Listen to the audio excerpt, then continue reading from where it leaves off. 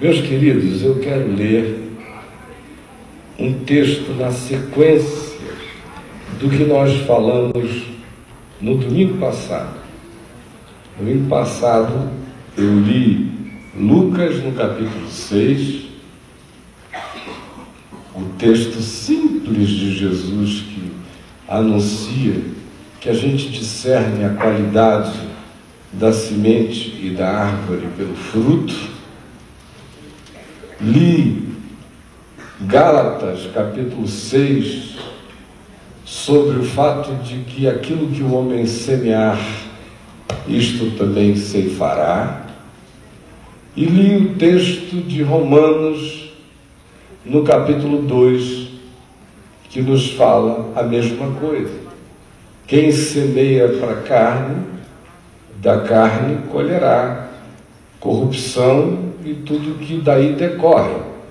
Quem semeia para o Espírito, colhe honra, glória, imortalidade, vida eterna, porque isso é que daí decorre. E nós falamos 1 hora a respeito desses princípios e de seus significados. Hoje eu quero continuar, só que lendo o texto de Mateus. Nós vamos ler no capítulo 12, do verso 33 ao verso 37. Mateus 12, 33 a 37. Vale lembrar que no contexto antecedente, os religiosos de Israel vinham falando besteira após besteira a Jesus. Jesus fazia algo, a interpretação era uma bobagem. Jesus curava alguém, o decreto deles, o mau humor deles para com a existência, os fazia abrir a boca em palavras, no mínimo, de criticismo, de questionamento. E aí Jesus cura um cego e mudo, e o homem ficou curado, passando o mudo a falar e o cego a ver. E aí os religiosos à volta não podiam sossegar ante o milagre de Deus que não estava sob o controle nem a gestão deles, mas era praticado pelo ente, pelo ser marginal em relação ao que eles chamavam de nosso grupo, nossa religião, nosso establishment.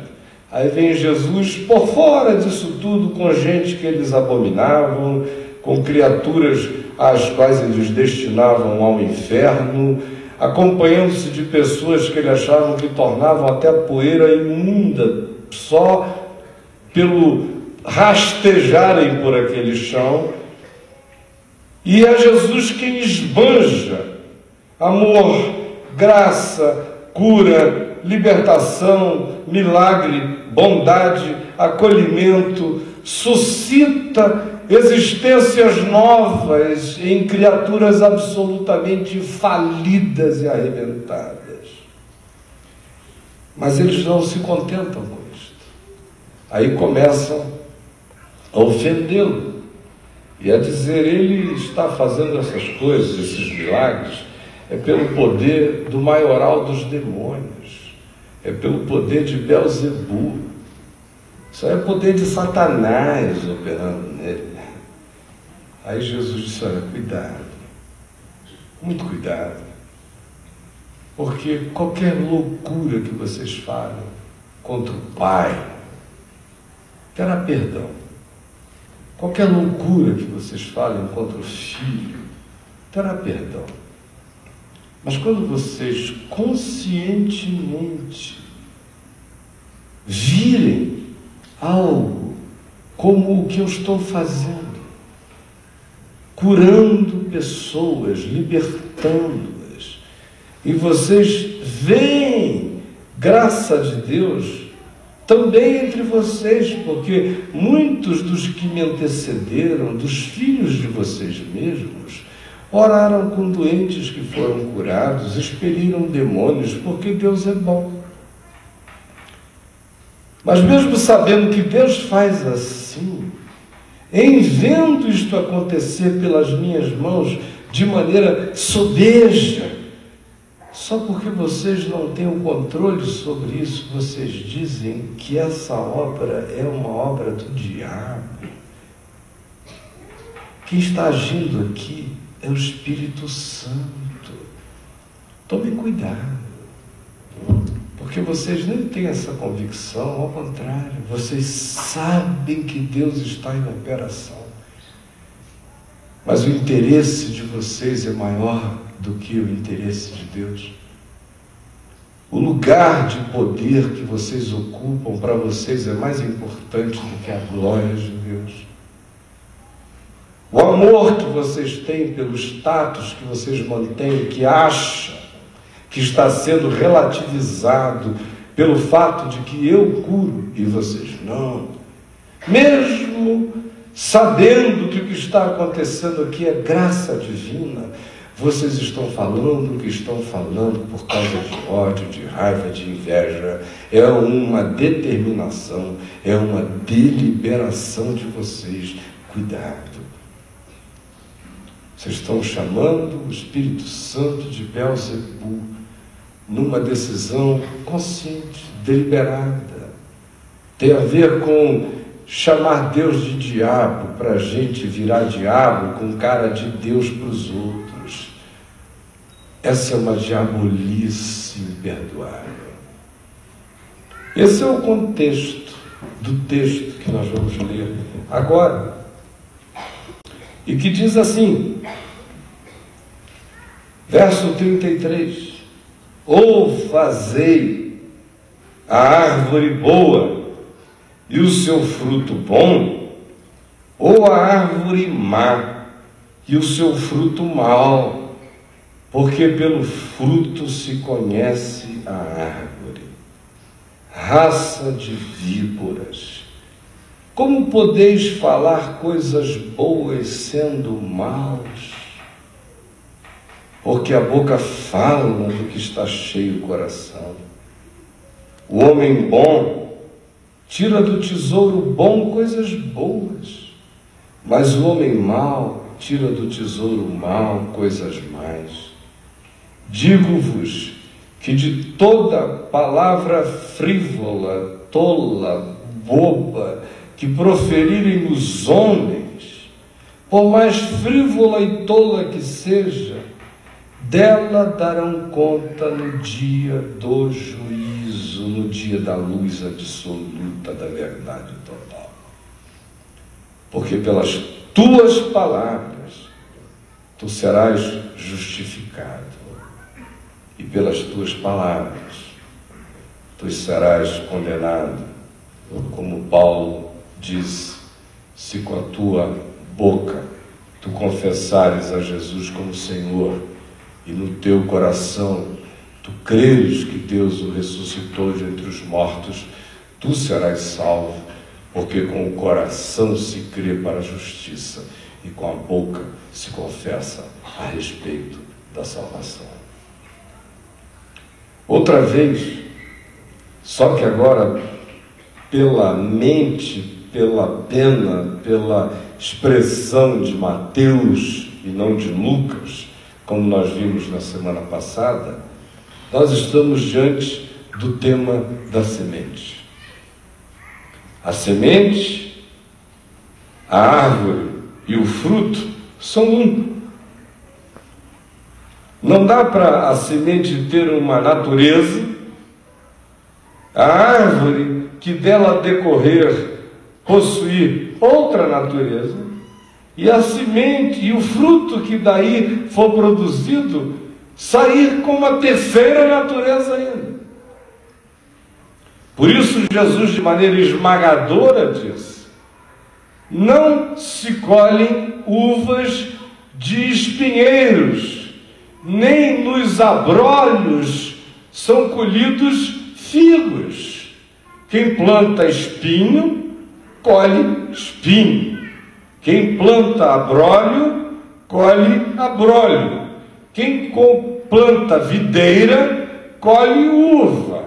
Quem planta figueira, colhe figo. E ele disse que ninguém teria o poder de alterar este processo na existência. E todo aquele que acha que consegue ser o Houdini existencial, capaz de fazer um malabarismo ou truque que engane a existência, ficará cara a cara com a realidade absoluta de Deus, acerca da qual Paulo diz: não vos enganeis, de Deus não se zomba, porque pensar que você pode semear espinho e colher uvas, de que você pode semear abrolhos e colher figos, é zombar daquele que criou as coisas conforme a sua própria natureza. Por isso não adianta semear o que é mal, dedicar-se à oração, ao jejum, à religião, à moral, à ética, ou à caridade, ou a uma ONG, ou a uma boa ação agendada naquela agendazinha mesquinha de perversidades que você tem, e achar que Deus vai se internurar e ser seduzido pela departamentalização da sua maldade, que tentou criar um paraíso fiscal de uma bondadezinha safada, e que por causa do dízimo que você botou ali, ou do dinheiro que você deu acolá, ou da moedinha que você jogou para um desgraçado ante cujo lado você passou, que isso ungiu a sua existência miserável para chegar em casa e derramar todos os seus espinhos, para arrebentar o mundo com a sua desgraça, com o seu mau humor, com o seu mau olhar, com a sua interpretação estranha, com os seus caprichos impostos, com o seu egoísmo transformado em despotismo e em tirania, com a sua determinação de controlar a existência de tal modo que você reserve áreas para manobra técnica de maldade enorme na sua vida, e acha que comprou esse pedágio porque cometeu o auto-engano de algumas supostas boas ações. É rir de Deus, é brincar com a realidade, é semear espinho e fazer uma oração: Senhor da glória, aleluia, coloco aqui ao lado inclusive o meu dízimo, para que tu abençoes esse espinho, e eu tenho muita fé em ti. Aliás, eu decreto, eu declaro, eu semeei espinhos, mas em nome de Jesus, pela palavra da minha autoridade, eu declaro que vai nascer uva na minha vida. Aí nesse momento você está pronto para virar evangélico.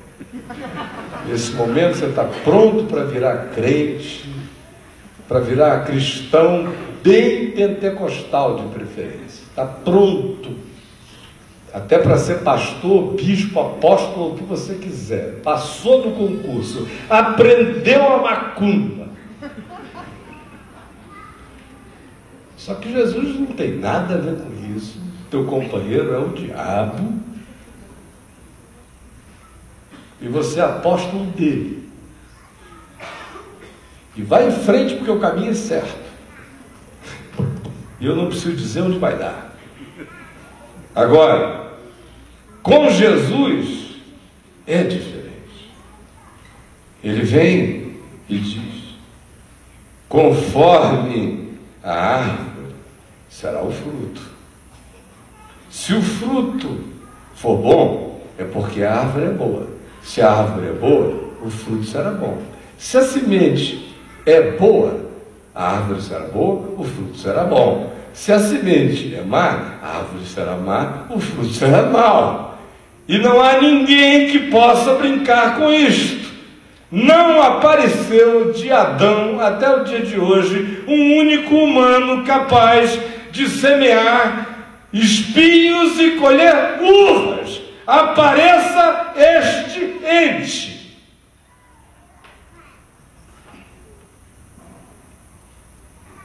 Ninguém brinque com isto, ninguém zombe disto, é zombar de Deus pensar de outra forma. Jesus diz: se a árvore é boa, o seu fruto é bom, se a árvore é má, o seu fruto é mau. Porque pelo fruto se conhece a árvore. Aí você fica pensando que o fruto é essa sua agenda ocupada, essa sua neurose missional, essa sua angústia social. Isso é o fruto. Eu não faço nada, mas pelo menos eu tenho uma preocupação danada com as crianças. Eu não faço absolutamente nada, mas eu sou bem informado. Muito bem informado, eu sinto uma angústia. Hoje em dia, a angústia serve para justificar o coração de quem não faz nada. Aí o cara se angustia. E se ele sentar numa roda assim com os amigos, com muita comida, muita cerveja, e ele for um cara preocupado, informado, eles vão conversar, se os amigos também forem, a tarde inteira sobre o problema social, vão pensar soluções para o país e para o mundo, vão dedicar-se às elucubrações salvadoras, e depois todo mundo volta para a mesma existência absolutamente cinza e alienada. Mas dá uma sensação de que se importaram com alguma coisa.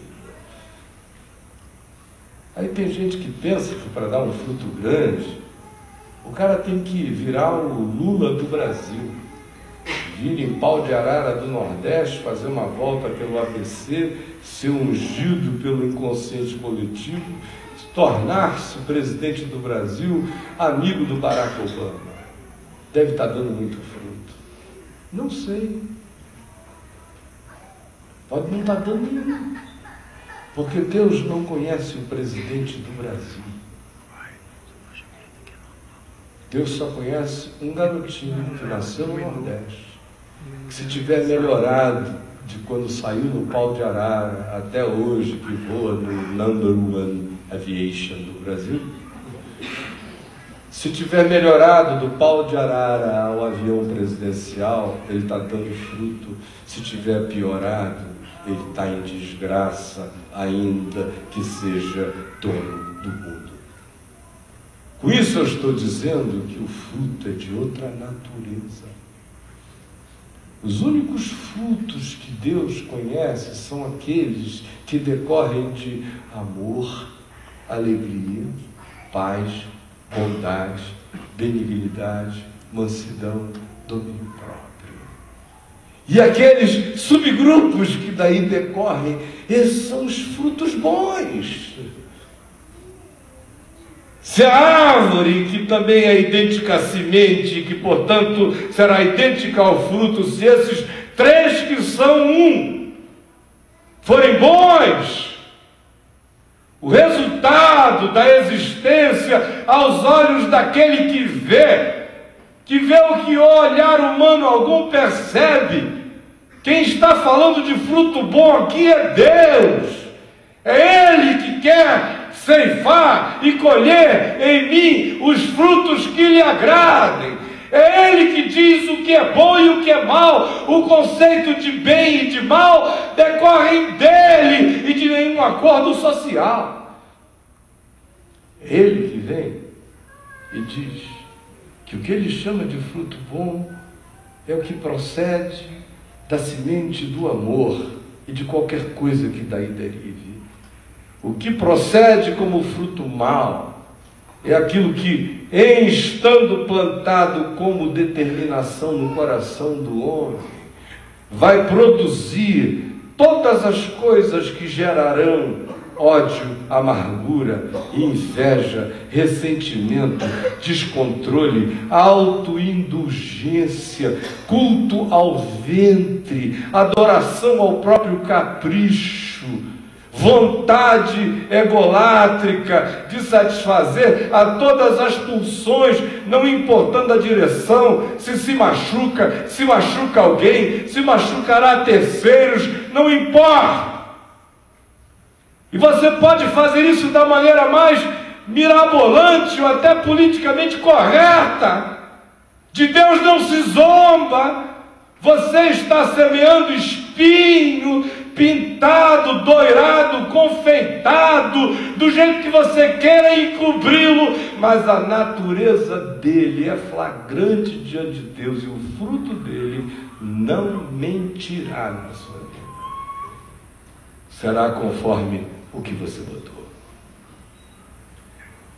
O extraordinário de tudo isso é que Jesus vem e nos dá um medidor, um avaliador, pelo qual a gente pode verificar o significado bem essencial do que está posto dentro de nós, da natureza do que está se desenvolvendo na gente, se é bom ou se é ruim. Raça de víboras, como podeis falar coisas boas sendo maus? Vocês lembram que eu disse que a tudo que Jesus fazia, a resposta deles, especialmente dos religiosos, acompanhando-o de maneira canina e persecutória, era o criticismo ou até mesmo a blasfêmia. O que está em jogo aqui é o derramar de palavras. Aí Jesus diz: como é que vocês poderiam de fato falar qualquer coisa boa se vocês são gente ruim?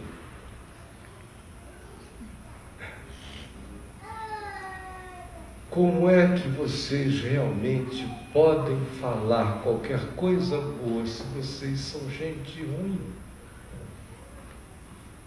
Gente boa fala coisas boas. Gente ruim fala coisas ruins. É simples assim. Porque a boca fala do que está cheio o coração. Aí Jesus vem e diz: o homem bom, se o coração é bom, o olhar é bom. O homem bom, do bom tesouro, tira coisas boas. Gente boa gosta de gente boa, procura coisas boas, escolhe coisas boas, prefere coisas boas, facilita coisas boas, trabalha por coisas boas, reconcilia as pessoas, é um facilitador da vida. O homem bom tira do bom tesouro coisas boas. O homem mau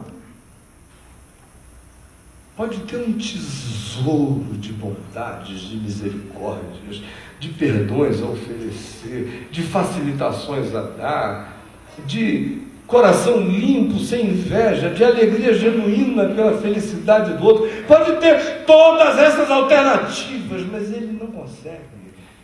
Ele é incapaz. Depõe contra ele, depõe contra a macheza dele, depõe contra até a dignidade dele. Isso é uma bondade que vai depor contra a minha dignidade. Tudo depõe contra ele.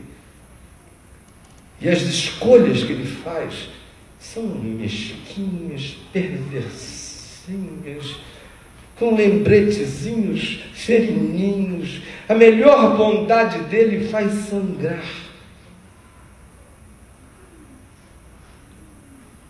É porque ele é mau.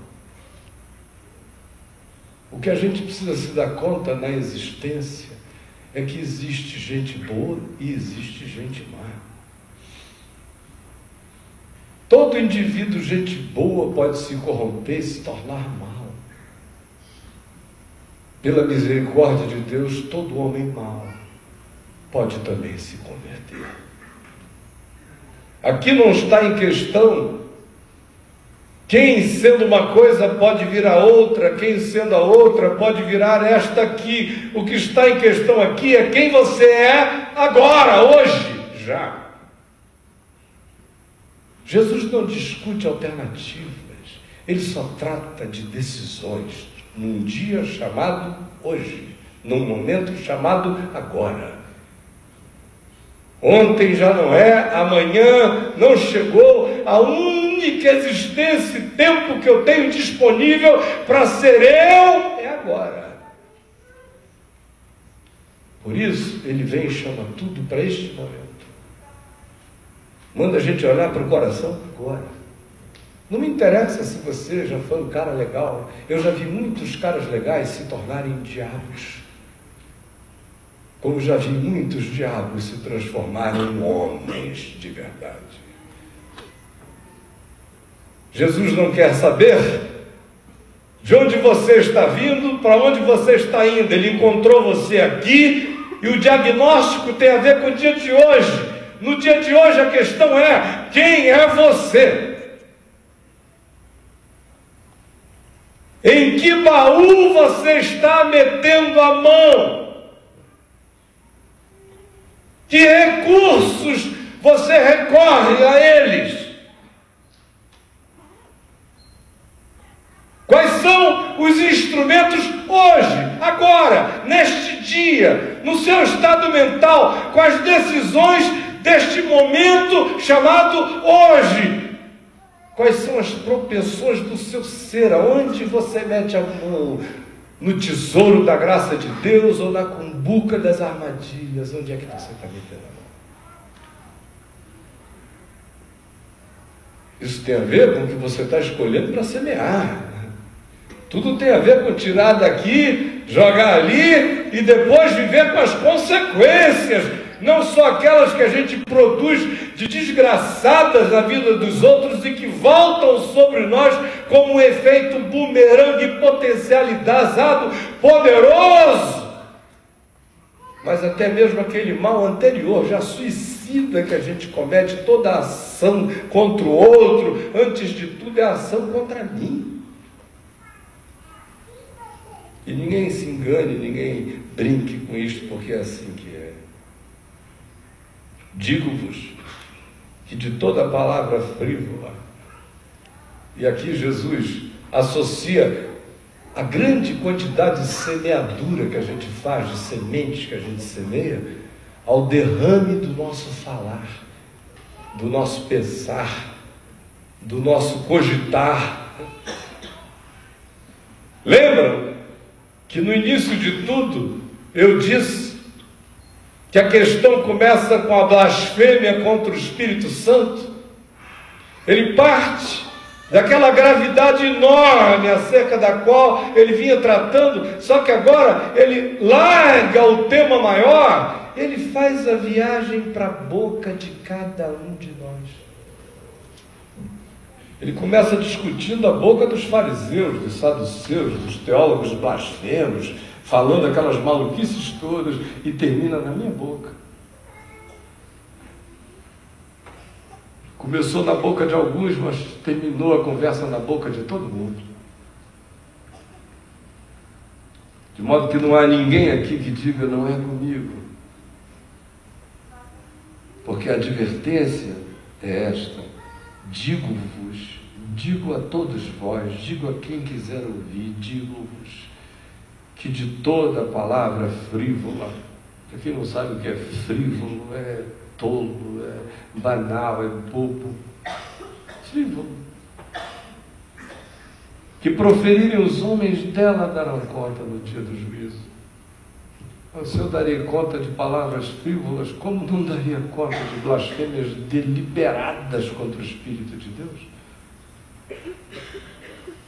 Mas as blasfêmias deliberadas contra o Espírito de Deus, graças a Deus, ficam quase que no plano da impossibilidade humana, porque um coração tem que se endiabrar de maneira completamente lúcida, determinada e escolhida, para que alguém consiga de fato pecar contra o Espírito Santo, e graças a Deus por essa dificuldade praticamente impossível. A menos que você queira se endiabrar de verdade.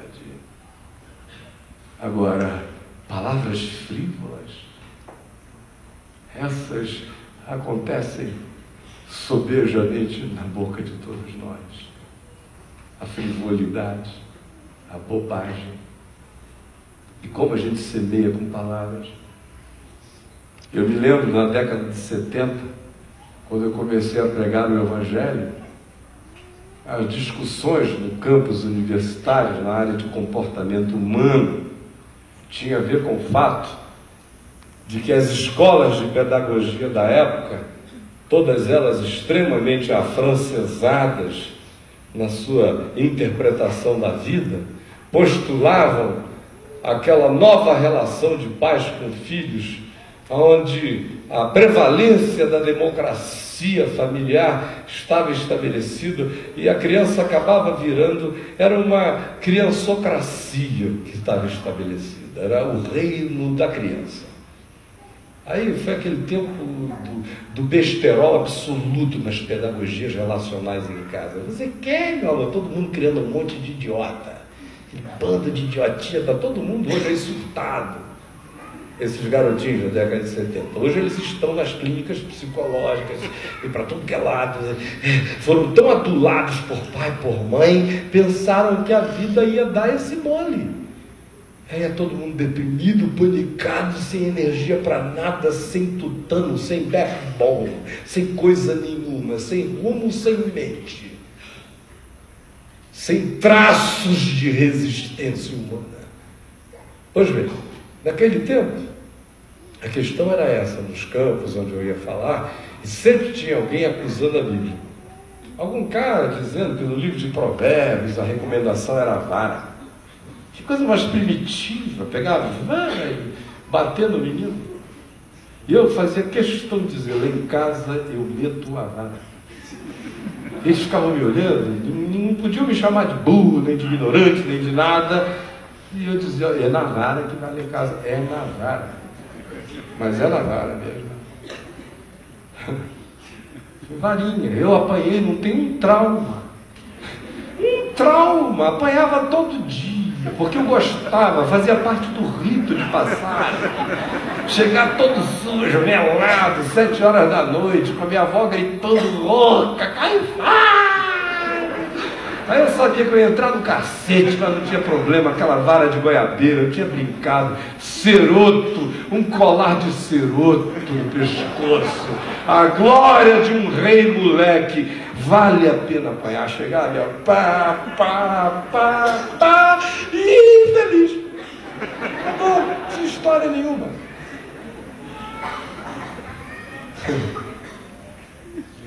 Meus meninos, conversa, explica, explica, explica. Entendeu a explicação? Entendeu. Então obedeça a explicação. Não obedeceu a explicação, desculpem os politicamente corretos. Vara. Vara. E vai ficando tão real, eles sabem quem manda e manda com amor, sem brincadeira, que chegava uma hora eu olhava para eles, quase não tive que meter a vara porque meti toda vez que tinha que meter. Aí você fica sem precisar meter, porque você já olha e o indivíduo já sabe o significado. Mas aí não, tá bom. Eu me lembro do meu filho mais velho, já com 21 anos de idade, um dia na Flórida, ele fez uma coisa que eu não gostei, e quando eu cheguei, olhei para ele e eu olhei. Quando eu olhei, ele tremeu todinho, assim, como ele fazia quando era menino. Eu falei, graças a Deus, a memória está dentro dele. Graças a Deus. Nem trauma nenhum. Vai perguntar se ele tem algum trauma a meu respeito. Eu sou o cara mais íntimo que ele queira ter. Para qualquer coisa ele já mostrou que eu sou, eu já provei que sou. Agora, eu sou o pai, ele é o filho. Usei a vara. Eu só não golpeei a nenhum deles com palavras. As pessoas ficam brincando de não usar a vara e não ter o menor pudor com a palavra. A vara. A vara vira parte do folclore. Agora as palavras não. Palavras viram parte da alma. Palavras abrem vergões no coração. Palavras instilam autoimagens bruxificadas no coração de alguém. Palavras emburrecem uma criança com o potencial até para genialidade, se for o caso. Palavras prostituem uma menina pura e simples pela repetição contínua do desvalor dela, cometido por um pai, por uma mãe, ou pelo conjunto familiar.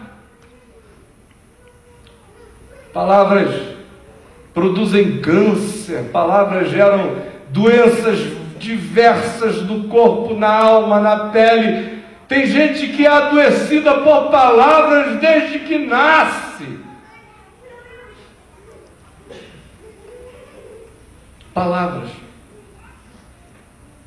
Palavras ditas escondidas em brincadeiras. Tem gente que acha que brincadeira é aquele lugar onde todas as perversidades acumuladas, se transformadas em comédia ou em graça, podem ser ditas sem que elas ganhem o significado reverberante que elas terão. Aí são os palhaços das denúncias brincalhonas, são de fato os espiões da maldade, são de fato os ninjas da perversidade, se vestem todinho de brincadeira para enfiarem suas setas mais profundas e saírem passando a mão na cabeça do outro e dizendo: só estava brincando com você, rapaz, não é isso sério não. Mas vai ficando. Eu já briguei muito na rua, quando eu era menino e jovem, até me converter. Foi a conversão que parou o processo. Então esse negócio de bater, de apanhar, de dar, de levar, de quebrar, de não sei o que, isso aí eu nasci sem essa questão. Vamos lá. É coisa de homem. Embora não seja, isso era minha ilusão. No entanto, eu não tenho um único trauma de nenhum desses choques, e eu duvido que haja alguém traumatizado por algum desses embates. Agora, eu encontro amigos de muito tempo atrás que me dizem: você sabe aquele dia que nós estávamos conversando, eu, fulano e Beltrano? E como, graças a Deus, eu tenho uma boa memória, frequentemente eu lembro.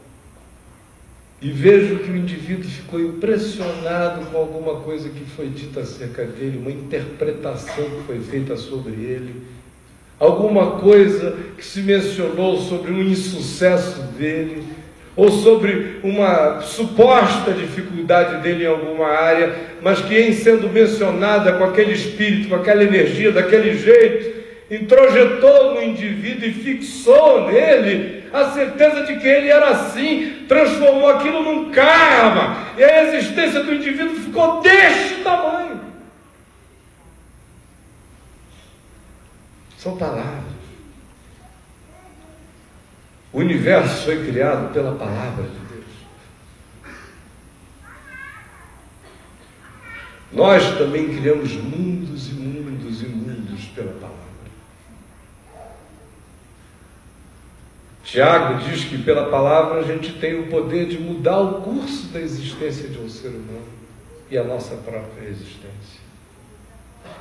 Alguém pode estar fazendo um caminho bonito e você, tomado de inveja, cria, a partir de similitudes, proximidades, uma historinha, joga, para alguns cola, se colar.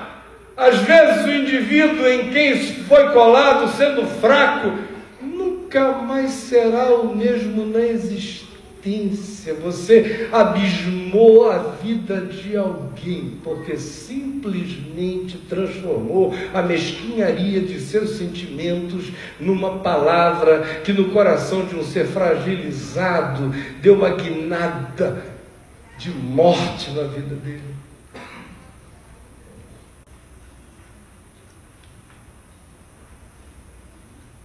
A grande questão é que Jesus disse que isso acontece a partir da frivolidade. A frivolidade é achar que a gente pode brincar de criar ou de descriar, de fabricar ou de pintar ou de fantasiar alguém. O que a gente diz não carrega um poder mágico, carrega um poder muito mais do que mágico, carrega poder espiritual.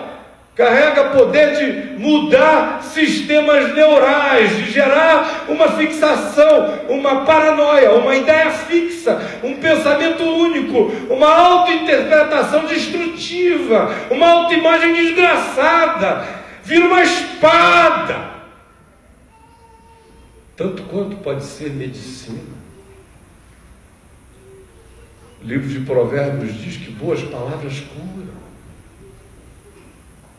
Se amanhecer e viver ao lado de alguém que só faz esse derrame de maldades e perversidades e criticismo e energia ruim e avaliações do que você fez e nada está bom, e nada satisfaz, todo mundo está em falta, a vida deve a ele cobra, é um olhar de esquisito, é uma semeadura de porco-espinho o dia inteiro. Em contrapartida, a vida, ao lado de alguém que pondera, que pensa, que olha, que tenta não interpretar, que é cauteloso no julgar, no dizer, que é tardio no falar, que é pronto para ouvir, que ora, que pensa, que responde, que observa o outro, que avalia qual é o significado do que possa acontecer nele. Se eu disser isso, vai ajudá-lo ou vai quebrá-lo? E qual é a minha motivação? Eu preciso semear alguma coisa aqui ou é a hora do silêncio? Será que a minha semeadura não será o meu silêncio hoje? O meu abraço agora? Palavras nos foram dadas como um poder divino. Pela palavra Deus criou o universo. Pela palavra eu curo, pela palavra eu mato, pela palavra eu erro, pela palavra eu destruo, pela palavra eu me ofereço, pela palavra eu me contenho, pela palavra eu abro portas, pela palavra eu levanto muralhas de proteção, pela palavra eu produzo unguento, pela palavra eu produzo feitiço, pela palavra eu gero estímulo ao fazer, pela palavra eu posso paralisar e tornar tetraplégico um ser, pela palavra eu posso ver suscitarem-se esperanças onde não existiam, pela palavra eu posso ver esperanças morrerem onde elas abundavam. Por isso eu vos declaro que de toda palavra frívola que os homens falarem, delas darão conta no dia do juízo, porque a boca fala do que está cheio o coração. Pelas tuas palavras tu serás justificado, pelas tuas palavras tu serás condenado. As tuas palavras declaram de maneira muito explícita a tua própria natureza, quem tu és. Por isso Paulo diz: falai entre vós com salmos, hinos, cânticos espirituais, falem coisas que edifiquem, tudo que for bom, todo bom pensamento, toda boa palavra, tudo que tiver louvor, tudo que tiver dignidade, tudo que construir, seja isso que ocupe o vosso pensamento e as vossas palavras. Por outro lado, diz ele, aquilo que é gritaria, palavra torpe, energia perversa, hostilidade, isso nem se nomeie entre vós, porque são sementes que em crescendo podem produzir fruto bom ou podem produzir fruto mau. Eu quero concluir dizendo apenas uma coisa pessoal. Deus me fez com capacidade de falar. embora eu tenha também nascido gago. Até aos 18 anos de idade, eu fui bem gago. Eu comecei a pregar gaguejando. E Deus me deu a graça de entender a minha gagueira, e eu não fiquei curado dela, mas eu consegui me tornar senhor dela. E ela me serve, embora ela nunca tenha me abandonado. Os circuitos neurais defeituosos que a implantaram em mim foram apenas driblados pelo meu cérebro, mas eu fiz um trabalho longo de identificação dela. No entanto, eu sei que Ele me fez com facilidade de falar, eu não preciso pensar. Palavras me buscam, me procuram, eu não as procuro, elas me perseguem desde que eu sou menino.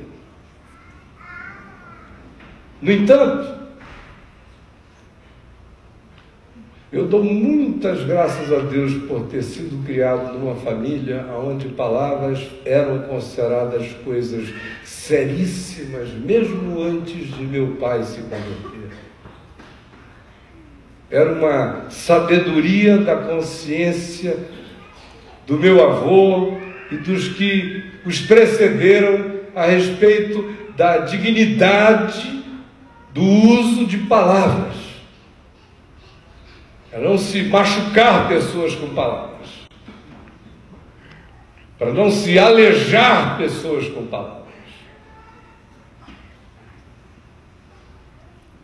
E o interessante é que eu, depois de convertido, passei a dar muito mais atenção a cada palavra que eu dizia.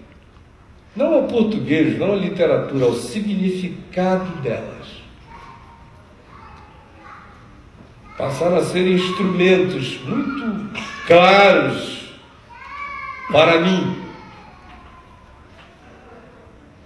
Embora eu nunca tenha dado nenhum tipo de dedicação ao mundo das palavras, elas sempre me vieram porque me perseguiram, mas encontraram em mim um pouso de conforto. Eu gosto delas. Você pensa com palavras. Você pensará tanto melhor quanto mais palavras você tiver para conectar a própria produção do pensamento ainda não expresso em palavras, será todavia produzido em palavras. E se você tiver palavras para pensar o que pensa, você vai poder expressar com precisão maior para você mesmo. E quanto mais você expressar com mais precisão a você próprio, o seu próprio pensamento, mais se desencadeará o processo de um pensar límpido. Por isso, pensamento e palavra são gêmeos. Mas eu notei, no curso da vida, algumas palavras que se tornaram prevalentes no meu dicionário psicológico.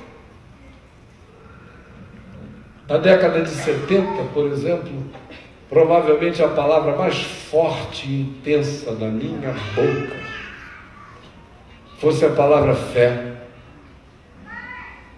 Na década de 80, a palavra mais forte na minha boca, com certeza, foi a palavra alma.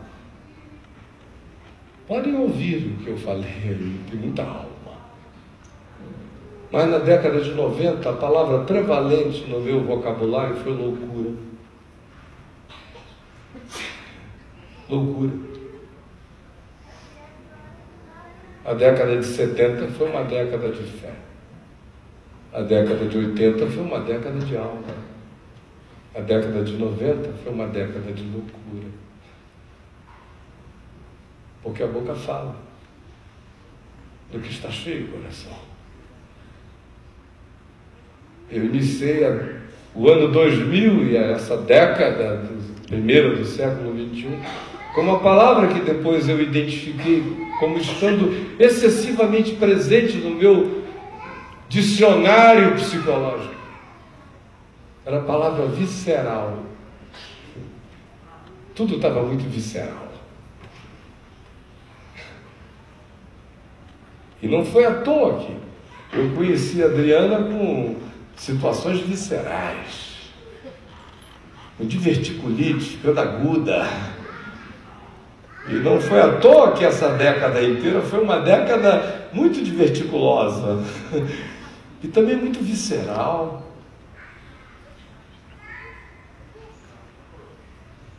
O que eu estou dizendo a você é que a boca realmente fala do que está cheio o coração.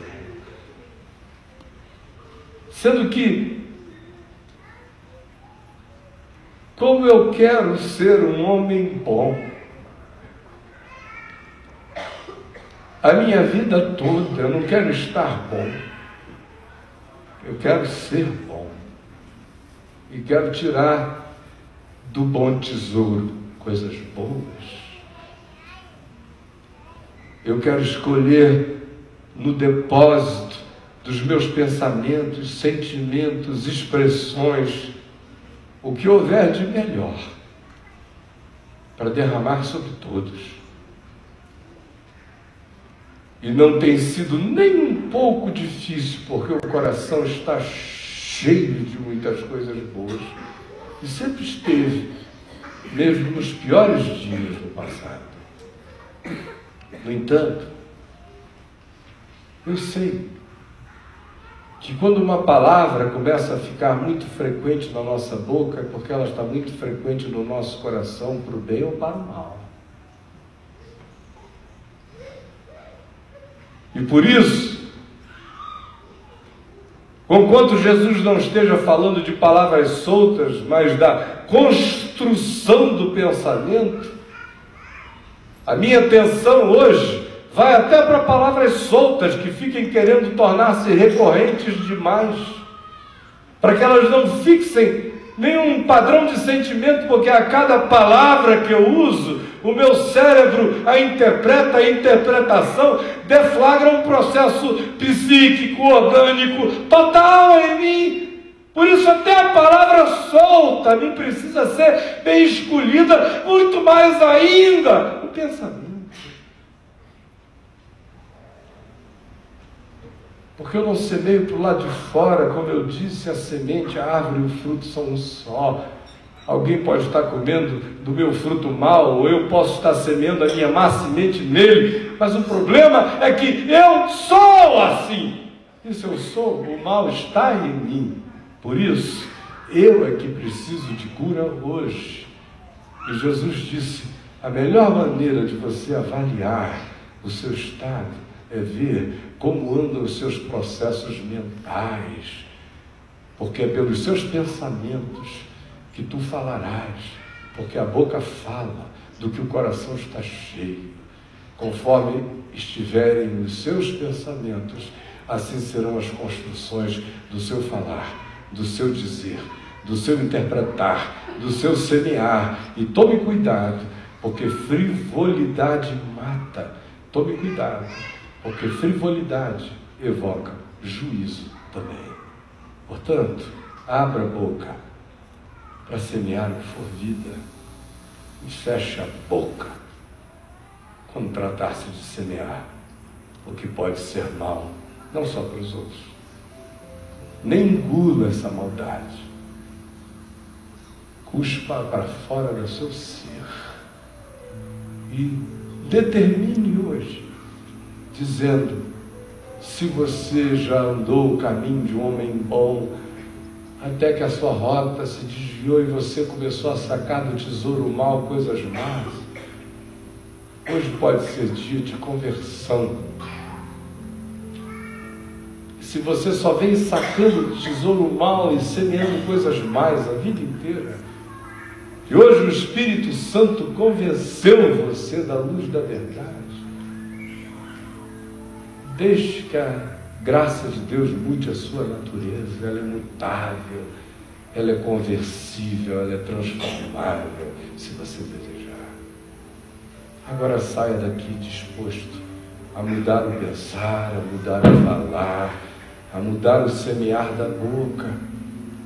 E saiba, mesmo que você se converta hoje, há muita coisa que você semeou para trás que você ainda vai colher muito tempo.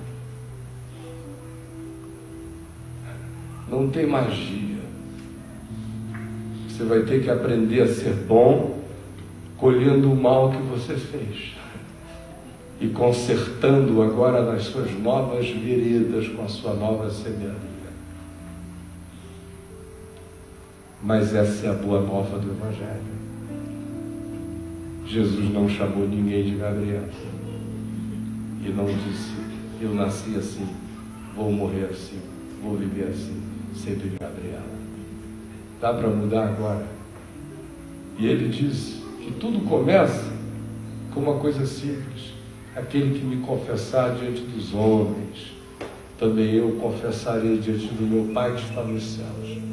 Aquele, porém, que me negar diante dos homens, também eu negarei diante de meu Pai que está nos céus. A primeira confissão da boca que abre a porta de tudo para a vida é dizer: Jesus, Tu és o meu Senhor. E eu quero que Tu sejas Senhor dos meus processos mentais. Eu não quero mais pensar a minha vendetta, eu quero pensar conforme o mandamento do amor. Eu não quero mais interpretar conforme as minhas paranoias, nem as minhas loucuras. Eu quero ter um olhar limpo, quero deixar o outro contar a história dele. Eu quero pedir que Tu tires de mim esses vícios de maquinação, de manipulação, de uso do outro. E quero pedir que Tu venhas limpar a minha boca. E aqui eu falo de muito mais do que do palavrão que você diz, que também é desnecessário, com tanta palavra boa para usar. Por que você escolhe só porcaria para dizer? Mas, sobretudo, a palavra torpe não é feita de letras, ela é feita de energia. Por isso, palavra é espírito, palavra é energia. Se a palavra é frívola, é porque o espírito ficou frívolo. O que está sendo julgado é a frivolidade de ser, é a frivolidade de existir, é a inconsequência de ser que Jesus diz vai ser julgada. Não brinque, ser não é a questão, é o privilégio. Por isso, seja para Deus, seja para o bem. Vamos ficar em pé e vamos orar.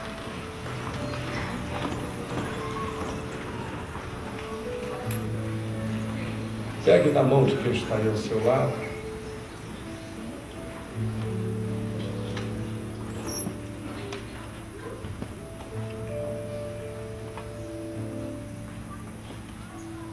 Domingo que vem, todo mundo aqui trazendo alguém. Quarta-feira, todos os que puderem ir até a Tenda do Caminho, entrando a pé. Todo mundo no site, na VNG-TV, no Papo de Graça, nos programas ao vivo, nos documentários, nos textos que estão lá no site, aos milhares para lhe fazer bem. Não deixe de ir todos os dias, tá bom? E eu estou aproveitando esses dias assim para dar uma semi-relaxada, né? Porque não dá. A gente tem o dia inteiro muita coisa para fazer, as programações da televisão estão todas em cima e tem tudo acontecendo. Mas nós estamos também com alguns filhos aqui, então até quarta, quinta-feira a gente vai ter alguns privilégios especiais que não fazem parte do nosso cotidiano, né? E nós estamos muito gratos a Deus por isso. Quero que Deus abençoe você, que você fique liberto das palavras perversas que criaram mundos de horrores em você. Amém. Esqueça a palavra perversa do seu pai, da sua mãe, do seu avô, da sua avó, daquele marido diabólico que passou pela sua vida, daquela mulher completamente ferina que detratou você e nunca mais você foi o mesmo. De lá para cá você fica querendo provar que é alguém. Pare com isso. Em nome de Jesus, que todas as flechas envenenadas de palavras, todas as sementes do inferno plantadas em você por outros ou pelos seus processos mentais perversos. Que tudo aquilo que, grande ou pequeno, foi semeado em você para o mal, seja arrancado, que os seus olhos se abram, que você enxergue, que você abra o peito e diga: Jesus, tire, e você mesmo ajude, meta a mão e arranque, arranque, arranque. Tudo que você vir que não é semente de Deus, jogue fora. E que o Senhor nos abençoe e nos guarde. Que o Senhor faça resplandecer o seu rosto sobre nós e tenha misericórdia de nós. Que o Senhor sobre nós levante o seu rosto e nos dê paz e nos encha do Espírito Santo e semeie em nós a palavra da vida. E a partir de nós, a semente da vida, aonde quer que Deus nos plante, em nome de Jesus.